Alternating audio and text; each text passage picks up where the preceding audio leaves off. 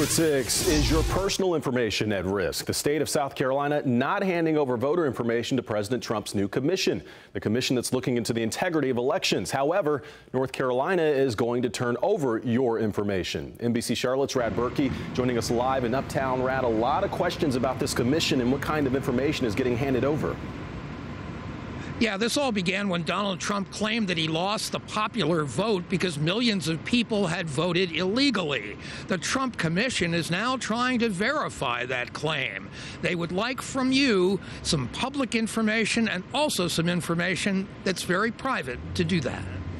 The Trump Commission is asking all 50 states for information on voters that includes names, addresses, dates of birth, party affiliation, voting history, military status, criminal records, and the last 4 digits of each voter's Social Security number.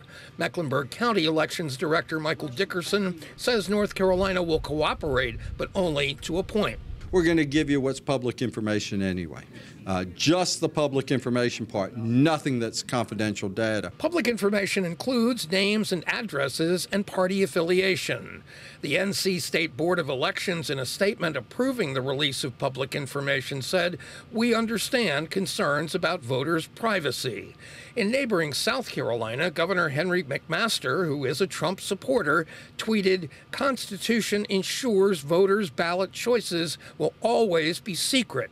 Americans have died protecting this freedom." Today, South Carolina declined to submit any information to the commission. People we found today had mixed feelings about sharing their information. Invasion of privacy to me. It's your private information. Yep, I can't do that. I think it's legit. I mean, I wouldn't mind sending in my information just to make sure that... Name, address, Sure. Party affiliation. I mean, it's already public knowledge, correct? Well, some states who are refusing to send the commission any information from their voter rolls say that so far there's been no evidence of widespread voter fraud. Reporting live in Uptown, Rad Berkey, NBC Charlotte.